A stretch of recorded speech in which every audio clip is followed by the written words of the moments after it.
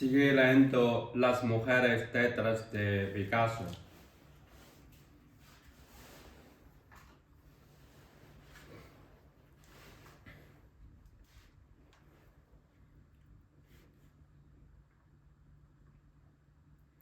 Como una caravana en un grupo de nómadas, mi madre y yo gravitamos a su alrededor durante más de una década. Él era nuestro planeta, nosotras sus satélites. Bajábamos a donde él viajaba, nos mudábamos cerca de donde él se mudaba, pero siempre guardando las distancias.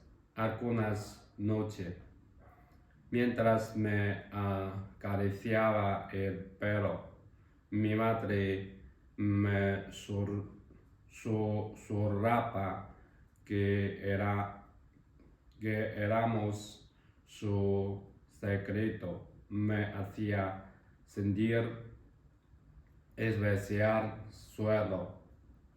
¿Cuántas de mis compañeras de clase tenían la suerte de ser un secreto? ¿Cuántas poseían la fortuna de que su padre las adorase hasta el punto de desear que nadie más supiera de su existencia porque de ras solo para él? Cuando nos casaba con su visita durante una fin de semana entero. Algunas noches venía a mi habitación, me despertaba sin importar la hora que fuese y me decía: Maya, ¿quieres que te enseñe lo que acabo de hacer? Entonces, con los barbatos todavía encogidos de sueño y el beso apretado contra los dientes, extendía mi mirada y agarrada a la suya. Iba con él hasta el lienzo, el boceto o el dibujo que había realizado. A ninguna de mis compañeras su padre las dibujaba tanto como a mí el mío. Tenía mucha suerte, pensaba, aunque lo echaba mucho de menos. En realidad, creo que de pequeña nunca tuve claro si era yo quien lo echaba de menos y si era mi madre la que me contagiaba el sentimiento. Toda nuestra vida se estructuraba alrededor de las horas de visita. Esperar a mi padre era como esperar despierta al alba. La demora se hacía larga, pero al final siempre llegaba. La única ocasión en que nuestra vida no fue una espera continua, yo era pequeña, demasiado para recordarlo. Entendí después lo que había pasado, pero supongo que tuve que ser muy feliz. Antes de que cumpliese los 2 años, mi madre y él vivieron bajo el mismo techo en Cannes durante 2 meses. Mi madre necesitaba descansar del trabajo, alejarse de sus problemas, y mi madre resultó ser el destino perfecto, siempre con los brazos abiertos, siempre dispuesta a escuchar y a tolerar lo que fuese que él quisiera expresar. Júbilo, preocupación, rabia, pasión o violencia. Mi madre lo recibía todo como si no hubiera nada más importante en el mundo, ni siquiera yo.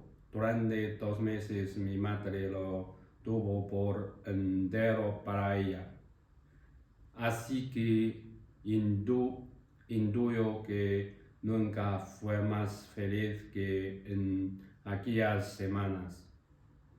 Incluso a pesar del cansancio, su vida se reducía a dormir el pecho, bañarse en la playa y volver a alimentarme, como toda recién nacida. Dependía de ella y de su cariño por entero, pero ella al menos lo tenía a él. Aquel verano en familia marcó un antes y un después a la consideración que mi padre tenía de mi madre. Cuando la conoció, él tenía 45 años y mi madre de 17. Ella había vivido protegida siempre, centrada en el deporte y la educación física, viviendo con mi abuela en Maisons Alphonse. Nada empeñaba su paz y tampoco su inocencia, porque así era mi madre, inocente y a veces también un poco tan torrona, de cuyos sin dolor toda su vida, porque sabía que era aquello lo que a mi padre le gustaba de ella, que fuera moldeable como un trazo de arcilla, voluminosa como una nombre, siempre dispuesta a tomar la forma que él quisiera. Era como la llamaba mi padre, una mujer niña, su mujer niña. Tenía el ímpetu físico de una mujer, pero la personalidad de una adolescente. Por eso para mi padre tuvo que ser muy impactante, chocarte pleno con una nueva realidad en la cual su amante había dejado de ser una niña para convertirse en una madre. ¿En qué lugar dejaba a mi madre haber perdido lo único que tenía que interesaba a mi madre?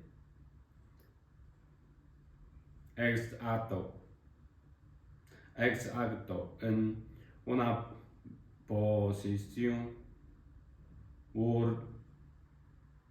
vulnerable y desesperada. Me costó entender el proceso por el que tuvo que pasar y desde su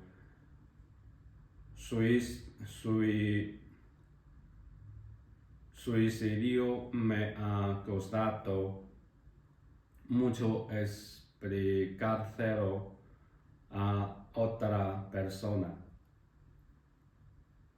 Para muchas de ellas mi madre era estúpida, siempre y llamamente una niña mimada, vulgar y contra de mirar, con un cuerpo suficientemente atractivo como para hacer las delicias de los ojos de mi padre, el mismo que terminó acordándose de las cualidades que tanto le habían atraído en ella: la sumisión, la disposición, la tolerancia al dolor y su personalidad infantil. Cuando el deseo se convirtió en una conquista, perdió interés, igual que un niño se aburre tras jugar 5 veces con el mismo muñeco y quiere que le regalen otra más. Pero mi padre nunca soltaba ni siquiera aquello que ya no quería. Le hacía sentir bien saberse imprescindible en la vida de la gente. Por eso tuve que irme, porque hacerle imprescindible a él era hacerme prescindible a mí. Y no soy mi madre, no estaba dispuesta a doblarme como una rama de bambú, porque sabía que, a pesar de la flexibilidad inicial, podía romperme en cualquier momento. Ella tardó 50 años en hacerlo, pero cuando se rompió el ruido fue estrepitoso. Tarde 20 años en darme cuenta de que su desarrollo como ser humano se había cortado en el momento en que se conocieron. A esas alturas nuestra vida era un cuento en el que solo creía ella. Mi padre hizo de ella lo que quiso durante 30 años y cuando se cansó intento abandonarla como tantas otras veces había hecho. Además de las cartas semanales que enviaba a mi madre y de las diarias que exigía que le enviase ella. Mi padre no basaba una pensión todos los meses, así se aseguraba de que mi madre siguiese concebiendo sus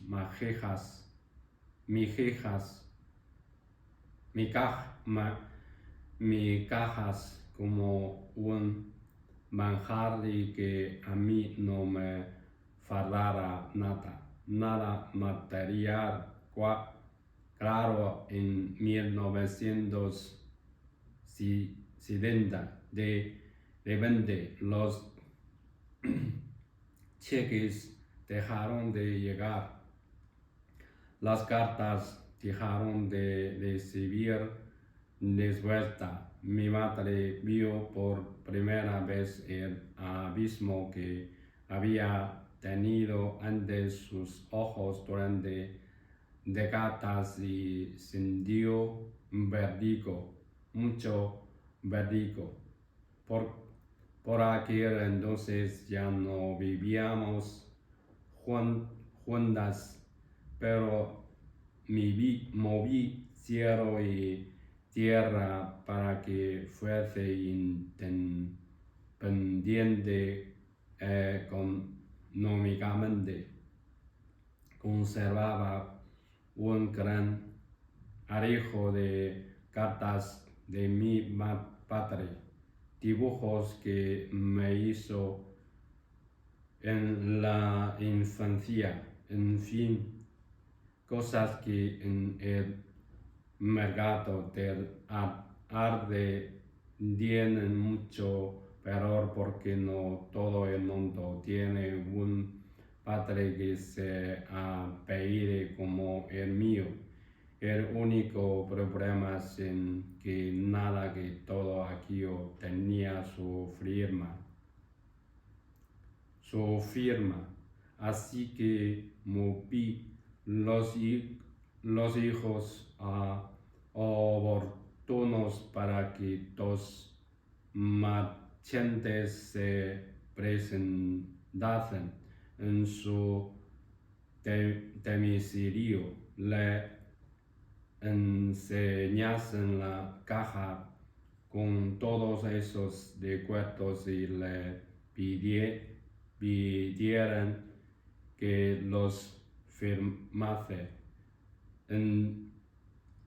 Entendíamos que mi padre hubiese dejado de mantenernos fuera por lo que fuese, pero tanto mi madre como yo y los marchantes pensábamos que al menos teníamos derecho a vender lo que hiciera falta con tal de no volver a molestarle.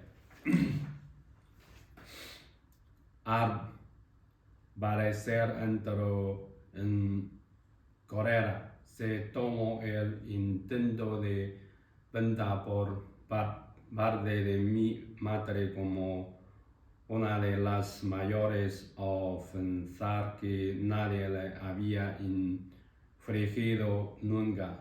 Regresó la caja. Mi madre vendió los buenos con cuya venta podría haberse mantenido a flote, perdió la oportunidad de recuperarlos y con ello también el acceso a los recuerdos de la mujer andaba de toda su vida.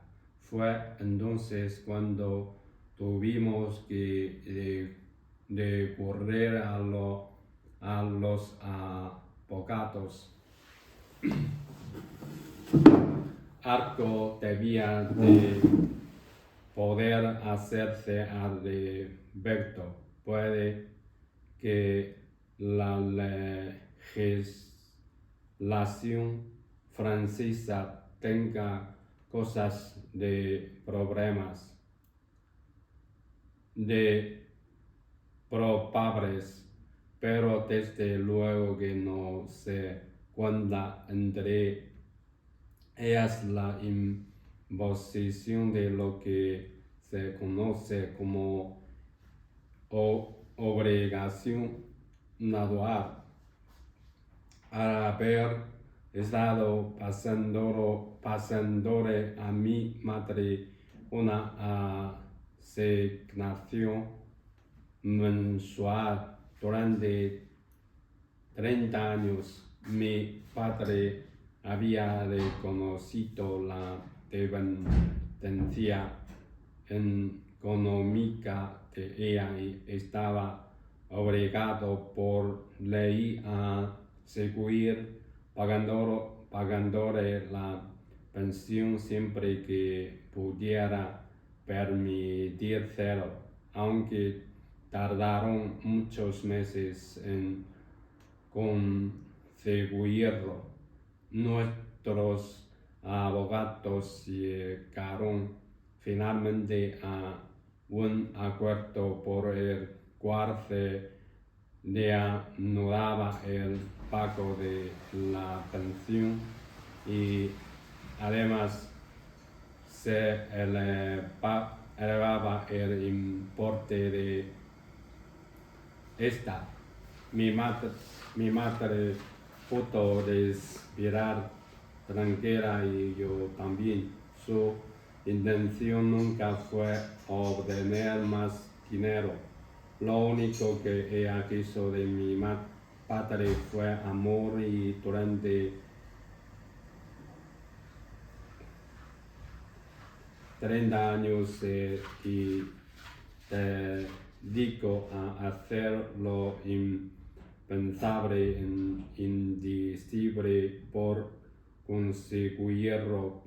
Cumplió con todas sus exigencias, accedió a todas sus peticiones, le dio una hija y soportó toda clase de humillaciones.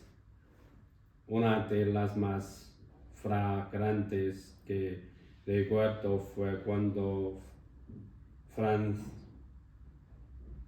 Francis Giraud cortó la relación con él, llevándose a Paloma y a Claude. Mis hermanastras lejos, mi padre no tardó ni 2 semanas en lanzarse desesperado a los pies de otra mujer, Jacqueline Roque, negándole que se casara con él. Era viejo, estaba solo y ambas cosas le aterrorizaban. Antes la negativa de Jacqueline descolocó el teléfono para llamar a mi madre y le dijo: mira, Olga está muerta, ahora volvemos a casarnos como con Daría y misma años después, recordando el suceso delante de una biógrafa de mi padre. no sé qué me causó mayor sorpresa, si poco vergüenza a la firme negativa de mi madre. Había estado esperando ese momento prácticamente toda su vida, pero debió sentir que en lugar de una oportunidad, lo que mi padre le proponía era un nudo atado al cuello. Ese nudo llegó 20 años después.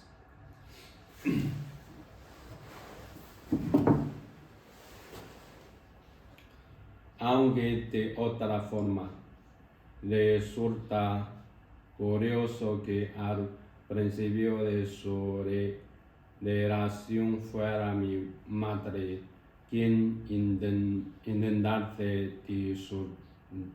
disuadirle de que iniciara el proceso de divorcio con su primera mujer. Para ella era suficiente con lo que tenía, no necesitaba más, pero tras mi nacimiento las circunstancias la obligaron a cambiar de opinión, nunca por ella, sí por mí.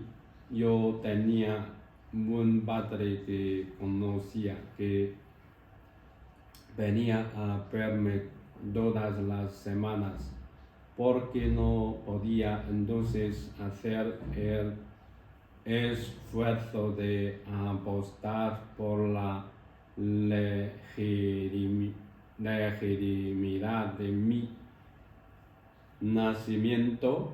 Esa era la principal razón, aunque no negaré que quizás una motivación oculta de mi madre fuera la de hacerse valer por encima de sus otras parejas. Ninguna de ellas le había dado lo que ella sí le dio. No hablo de la carta blanca a sus deseos y caprichos. Hablo de mí. Más descendencia. Mi madre siempre pensó que yo sería suficiente para que mi padre se quitase. Se equivocaba.